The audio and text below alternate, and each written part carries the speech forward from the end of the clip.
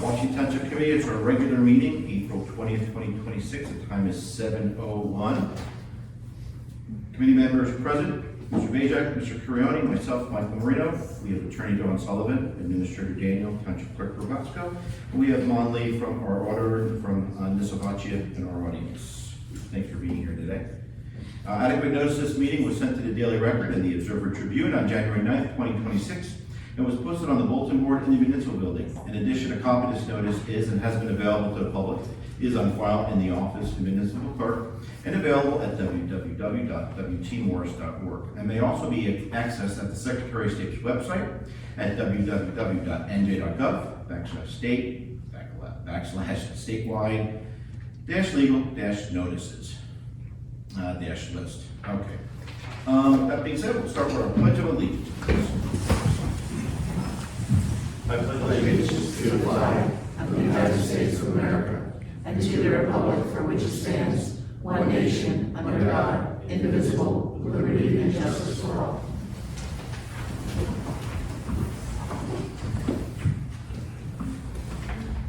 All right, we'll begin with our mayor's update for April. Tonight's agenda features the introduction of our 2026 budget. Your local municipal tax represents approximately 16.7% of your total tax. The township's budgeted appropriations are set to increase by $760,000 compared to last year, representing a 3.6% rise. Of that total increase, $585,000, accounting for 77%, is attributed to two primary factors. One, insurance costs are responsible for 50% of the increase, totaling about $384,000. Social Security and pension contributions make up 27% of the increase, amounting to $201,000. For the average assessed household valued at $445.92, this translates to an anticipated annual increase of approximately $118 for the year. I want to express my gratitude to our department heads and the finance department for their diligent efforts in maximizing efficiency while ensuring the continuity of essential services for our residents. A public hearing regarding this budget will take place on Monday, May 18th at 7 p.m. And the budget will be, once approved today, will be on the website in the next day or two for the public's review. The township will hold its semi-annual recycling event on Saturday, May 9th from 8 a.m. to 11 a.m. at the DPW garage located on Rock Road. Residents are entitled to 3 banker-sized boxes for free, with an additional 3 boxes available for purchase at $10 each. Each box must have a sticker which can be picked up at the DPW office starting May 4th between 8:30 a.m. and 3:30 p.m. With spring's arrival in Long Valley, the community's spring sports seasons have commenced. This past Saturday marked the joint opening day for girls softball and boys baseball league, celebrated with a special opening day ceremony. And I was honored to have been invited to throw up the first pitch to begin the season. I represented well as I threw a strike again this year. Not for a lot of ribbon. Those kids were ripping into me for not putting the ball in the dirt, so it was fun. I would like to wish all the kids in all of our sport programs a fun and rewarding season. Washington Township Recreation, together with the American Veterans Association of Washington Township Post 1776, proudly invites the community to the annual Memorial Day ceremony. This event is dedicated to honoring the brave servicemen and servicewomen who have made extraordinary sacrifices for our nation. Saturday, May 23rd, 2026 is the date of the ceremony, which will be held at Rock Spring Park, Memorial War Site on 35 East Springtown Road. The event will begin promptly at 12 noon, rain or shine. Major Anthony Frank DeStefano, United States Army retired, will serve as this year's keynote speaker. The community is encouraged to come together to pay tribute to veterans and fallen heroes, ensuring their legacy is honored with gratitude and respect. Rock Spring Park will be reserved exclusively for the ceremony and closed to all our activities for the day. For more information, please look at the Recreation website, or you feel free to call. Washington Township Recreation also invites local residents and also surrounding communities, especially seniors, to attend a free interactive seminar on protecting yourself from current fraud and financial crime threats. With scams becoming more sophisticated and increasingly targeting seniors, this event, held at the Washington Township Community Center on May 28th at 11 a.m., offers practical, timely, and guidance in a conversational format. Rather than a traditional presentation, the seminar is going to begin with an open Q&A, allowing attendees to ask questions and discuss real-life scenarios. Registration will be required. Walk-ins won't be permitted in this, so please register by May 21st. For more information, please contact the Recreation Office. Finally, as weather improves, please remain mindful of children riding bikes and pedestrians walking in the streets. Please, I urge drivers to slow down and exercise caution when traveling through our neighborhoods. I wish everyone a happy spring, and thank you very, very much. All right, we have three proclamations today. And your patience, I'm going to read all of them. We're going to honor World Parkinson's Day. Whereas Parkinson's disease is caused by a combination of genetic and environmental factors and manifests in motor challenges such as tremors, rigidity, and slowness of movement, as well as non-motor symptoms including depression, sleep disorders, cognitive decline, and difficulty swallowing, there is no cure. Whereas Parkinson's disease affects more than 1 million Americans and is the second most common neurodegenerative condition in the United States. Whereas Parkinson's disease costs the United States more than $58 billion annually, with nearly half borne by the federal government and the remainder by American families.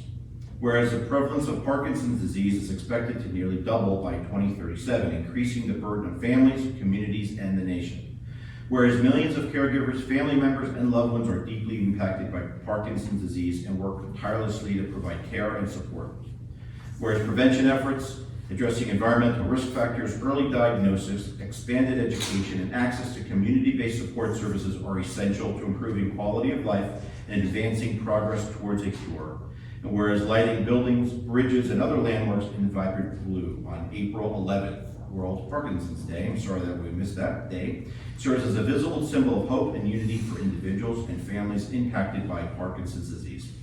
Now therefore be it proclaimed that I, Michael Marino, Mayor of Washington Township, on behalf of the entire Township Committee, do hereby proclaim April 11th, 2026 as World Parkinson's Day in Washington Township. I call upon individuals, communities, healthcare professionals, and organizations, both public and private, to observe this day with appropriate activities, including the lighting of landmarks in vibrant blue, to raise awareness and inspire action toward ending Parkinson's disease. Thank you. Another important proclamation is for National Autism Acceptance Month. Whereas autism is a difference in brain development that impacts how people learn, communicate, interact, and behave, and results in a spectrum of abilities and challenges. And whereas children and adults continue to be diagnosed on the autism spectrum at high rates, resulting in prevalences of 1 in 31 children nationally and 1 in 29 in New Jersey. And whereas while there is no cure for autism, it is well documented that if individuals with autism participate in intensive treatment early and as needed, they lead significantly improved lives. And whereas all individuals with autism deserve respect and the supports that they need to live safe and fulfilling lives. And whereas individuals with profound autism require a lifetime of specialized treatment and services to ensure their health and safety. And whereas the disabling effects of autism can create psychological and financial burdens for families, efforts should be made to support their resilience. And whereas municipal governments each have a role to play ensuring autism-friendly law enforcement agencies, sports and recreation opportunities, and housing to promote safety, inclusion, and meaningful community participation for individuals with autism. Whereas autism is in its 27th year of spearheading an awareness effort in order to educate parents, professionals, and the general public in autism and its effects. Now therefore be it proclaimed that I, Michael Marino, Mayor of Washington Township, on behalf of the Township Committee, proclaim April 2026 as National Autism Acceptance Month in Washington Township.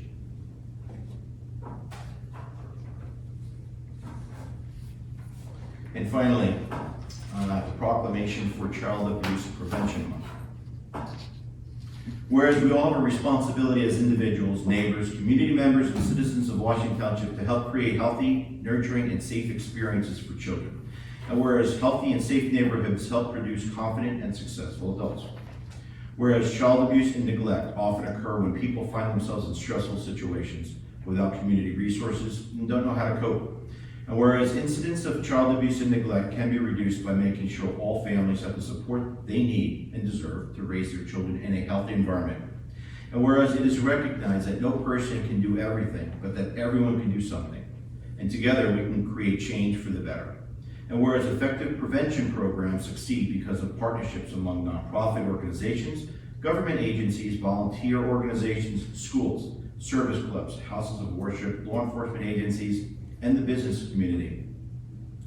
And whereas displaying a pinwheel or planting a pinwheel garden in April will serve as a positive reminder that all children deserve great childhoods, happy, healthy, and safe.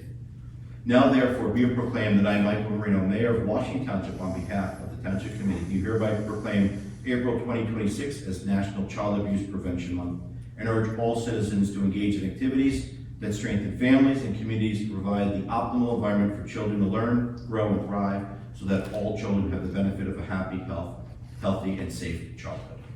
Thank you. And thanks to the police department for having those pinwheels. You have them all on your grounds, right by the board. That's nice. Thank you. So thank you very much. All right, this time I'd like to open the meeting to the public, and this first opening will be for agenda items only. Anyone wishing to come up, make any comments, please, now's the time to do so. All right, seeing none, I'm going to close the meeting to the public. We have some acknowledge a couple of retirements. The first retirement is for Roger Reed, the superintendent for the Department of Public Works, effective June 30th, 2026. And Dennis Allen, our construction official within our building department, effective June 30th, 2026. May I have a motion, please? Yes, Mayor, I make a motion to accept the retirements. Can I have a second? I'll second the motion. Thank you. A motion by Mr. Curioni, second by Mr. Bajek. Roll call, please. Committeeman Curioni? Aye. Committeeman Bajek? Aye. Mayor Marino? Aye. Thank you. Now, we have a consent agenda. For those that aren't familiar, a consent agenda are items that are just normal, routine parts of business. I'm going to read all of it, so again, thank you for your patience, and then we'll do a motion and a roll call at the end. We've got Resolution 73-26, authorized filing of 2025 recycling tonnage grant application. We have Resolution R-7426, temporary closure of Fairview Avenue along for the Long Valley Fire Company block party. Resolution R-75-26, resolution to authorize participation in the 1033 program. It's a law enforcement support office. We have an application for membership for the Long Valley First Aid Squad. Madison Klein, Daniel Irwin Jr., Samantha Molina. Thank you for serving. We have applications for membership for the Schoolies Mountain Fire Company with Derek Hinsky. Thank you for serving. We've got a bunch of applications for public events. We have an application for Long Valley Day to be held May 16th, for the rain date of May 17th at Port Farms from 11 a.m. to 7 p.m. Application is received for the McNulty Alvarez wedding to be held on June 6, 2026, between the hours of 5 p.m. and 8 p.m. at 19 Old Turnpike Road in Port Murray. Application for the celebration of the plan to reopen Schoolies Mountain General Store to be held on weekends starting March 28th through May 25th between the hours of 12 p.m. and 9 p.m. at the Schoolies Mountain General Store. Excuse me. An application is received for the 1776 The News Reaches Our Community, a special America 250 event to be held on June 13th with a rain date of June 14th between the hours of 5:30 and 7:30 at the Old Stone Church at 6 Fairview Avenue in Long Valley. That was the presentation they did the other day. It was very good. It was a great event, actually. An application has been received from the Community Night Out Committee for our annual Community Night Out to be held on July 21st, 2026 with a rain date of July 22nd between the hours of 6 p.m. and 9 p.m. at Rock Spring Park. Applications received for the Long Valley Fire Company for a block party to be held on Saturday, June 6th between the hours of 2 p.m. and 10 p.m. at the Long Valley Fire Company. An application is received for the Old Farmers Road School Fair to be held on May 15th between the hours of 5 and 8 p.m. at 51 Old Farmers Road. Okay, that we have the approvals. No, sorry, my bad. We have authorizing a coin toss for the Long Valley First Aid Squad to raise funds for some equipment. That will be on Saturday, October 10th, 2026, with a rain date October 17th between the hours of 9 a.m. and 1 p.m. at the intersection of Schoolies Mountain Road and East-West Mill Road. We have the approval of our minutes for the March 11th work session and the March 16th regular meeting. We have the payment of our vouchers, our monthly department reports. And with that, would any committee member like to have anything for? No, I'd like to make the motion to move the consent agenda this evening. I'll second. Thank you. Motion by Mr. Curioni, second by Mr. Bajek. Roll call, please. Committeeman Curioni? Aye. Committeeman Bajek? Aye. Mayor Marino? Thank you very much. We have resolution R76-26 to assume the responsibility of conducting an annual budget examination. Can I have a motion? Yes, Mayor, I'll make a motion to move resolution 76-26. I'll second our 76-26. Thank you. Motion by Mr. Curioni, second by Mr. Bajek. Roll call, please. Committeeman Curioni? Aye. Committeeman Bajek? Aye. Mayor Marino? Aye. Thank you. Resolution R77-26, a resolution authorizing to read the budget by title. Can I have a motion? Yes, Mayor, I'd like to move resolution 77-26 this evening. Have a second? I'll second our 77-26. Thank you. Motion by Mr. Curioni, second by Mr. Bajek. Roll call, please. Committeeman Curioni? Aye. Committeeman Bajek? Aye. Mayor Marino? Aye. Thank you. We have resolution R78-26, which is our municipal budget notice. May I have a motion? I'll make that motion for resolution 78-26. I'll second our 78-26. Thank you. Motion by Mr. Curioni, second by Mr. Bajek. Roll call, please, Denean. Committeeman Curioni? Aye. Committeeman Bajek? Aye. Mayor Marino? Aye. Thank you. And lastly, we have resolution R79-26 is for an appointment for a administrative assistant, Geller. May I have a motion, please? I will make that motion, Mayor, for resolution 79-26. I'll second resolution 79-26. Thank you. Motion by Mr. Curioni, second by Mr. Bajek. Roll call, please. Committeeman Curioni? Aye. Committeeman Bajek? Aye. Mayor Marino? Aye. Thank you. All right, lastly, as we do in all of our meetings, we're going to open the meeting up to the public for any items. So at this one, I'd like to open the meeting to the public.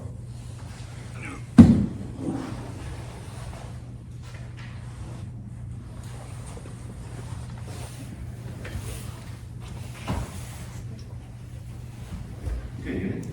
I know you spoke last time, but just your name and address for the record. Steve Lawrence. I have just one question. What is participation in the 1033 program for law enforcement? Yep. I can get into specifics. Normally, the Department of Defense has equipment that they let municipalities in the state of New Jersey purchase. Equipment that they don't use anymore, and there are certain restrictions, like a town can't buy a rocket launcher or things like that. So what we're doing is we're authorizing our police department to say if there's any items that they could purchase through the state, through our Department of Defense, that they have the ability to purchase anything for Okay, them. so we're authorizing them to look at the stuff, but we don't actually going to buy anything. Correct. Right. Yeah, exactly right. Alright, and will we know?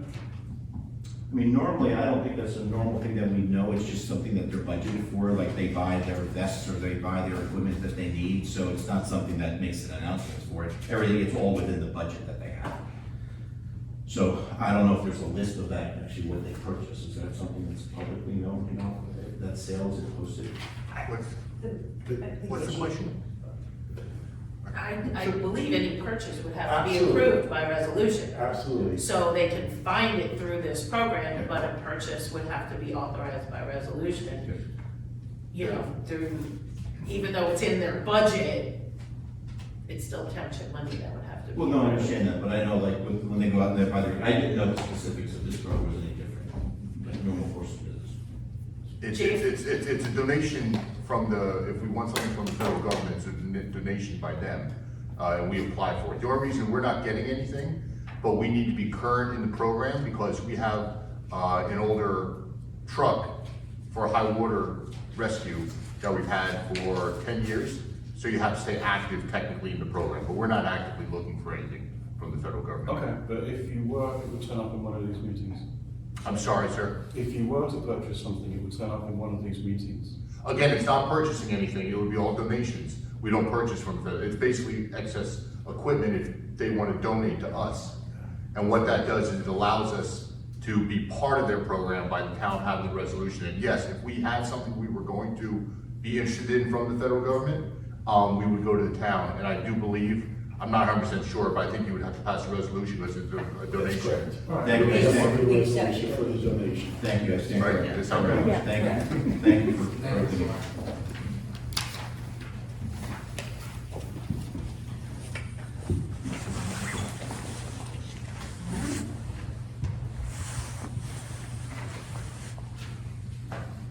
Good evening. I am Paul Kralowski, resident where I live with my wife Catherine. Our home is located in the Middle Valley Historic District.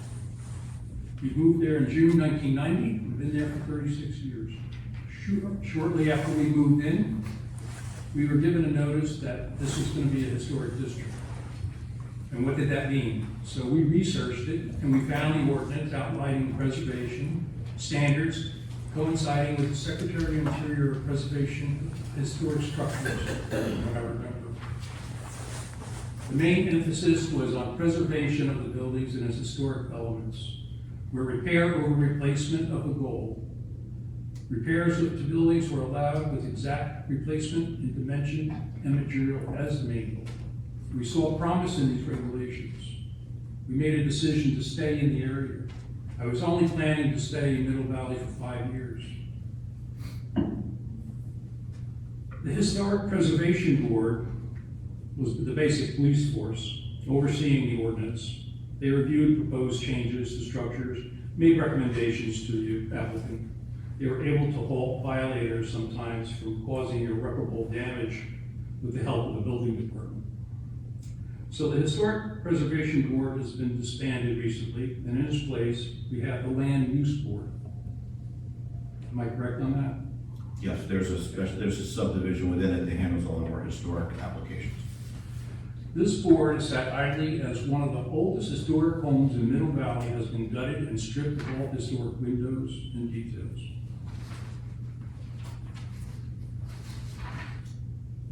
Roof battens, 2 centuries of the historic material that could have been saved, now on its way to a landfill. And in its place, currently we have these cheap-looking plastic windows, and who knows what siding is to come. Another building in Middle Valley, the old school, has had its siding removed because of termites, according to the owner. I've worked in this valley for these 36 years. I have never seen a termite on our property, and I'm only a couple hundred yards away from this guy. So he removed all the siding because of termites. I don't know who repairs a building by removing all the siding because of termite damage, but this is his excuse. And that's a shame too, because where he removed the siding was the last historic part of this old school. Now we turn to the bicycle shop in the center of Long Valley. The old bicycle shop, okay? It's been under construction for the last couple of months. And when they removed the siding that was probably there for about 50 years, it was a beautiful shingle gable end that had been protected. It probably only needed to be cleaned, repaired, and then painted, and it would have been fine. But for some reason, they tore it all down. I hope that the board will look at that, the photos of it, and say replace it because it was really nice. That went through the board, by the way. Your own- They went through the board. So where was the land use board in all of this? Why are they powerless to take action? What compensation will the town make to residents of historic districts that followed the ordinance for 36 years and now find it's all for nothing? And why does the town refuse the police districts with the help of the building department and protect American craftsmanship? I really feel adamant about this. You know, I've been there, I've been working on this homes in Middle Valley for quite some time. It's not my profession, it's not a hobby, it's just something I feel is important. We have historic buildings with craftsmanship. The carpenters in that era, in the 19th century, were incredible what they did with no glues. I have doors in my house that are 150 years old that are still as straight as the door behind you, Mr. Mayor. And it's the way they were constructed. That I would like to see some kind of oversight so that I didn't feel like I just wasted 36 years of my life because I would have moved on 5 years ago, flipped my house and kept doing that. I have these photos of the, just show you these, so you know what I'm talking about. Yeah, you can hand it right to the clerk, she'll put it in the record, yeah.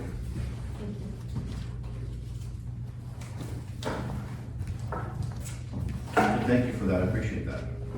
You're welcome.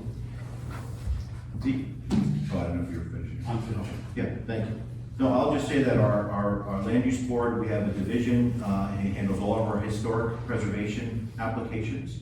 I can tell you they do a really good job on that. They study it, like that new restaurant going in, they submit all their plans, historic one, they reviewed, take all their recommendations and they're meeting those. I can't say with absolute certainty, but any house that's doing work would have to follow all the same rules, file their permits. If someone doesn't file a permit, we would handle that just like any other homeowner who's not in a historic district. So I can't say that the land use board is gonna know of everyone doing work if they're not following the rules, but, you bring it to someone's attention and the town will do what it needs to do. So I would recommend too, if you like, you can submit, you can submit what you wrote to the clerk and we can hand it to the land use board and they'll have record of it. So, I already submitted to the land use board on the Dufford house. And then I contacted them about the old school last week. And I'm sorry, I forgot the secretary's name. But she said there was nothing that they could do. It's beyond their means. okay, well, I can't sit here and say anything because I'm not familiar with the project, so I don't have an opinion on it right now, but thank you for that. I'll certainly take a look at what you submitted. Okay. So thank you for that. Now, how about compensation for if nothing's gonna be done, future compensation for I know in this tight budget and everything, that's kind of a joke, but 36 years to be working in a historic district where you think it's gonna really go forward and be an economical incentive for people to wanna move into the neighborhood, and now we've got something that's like no different than any other place in Long Island. There's no historic, you go in and you tear this building apart, you got to be blind going down 513 and not see this, So it's really frustrating in that regard. I appreciate what you're saying. Thank you. Thank you. Thank you. You're welcome.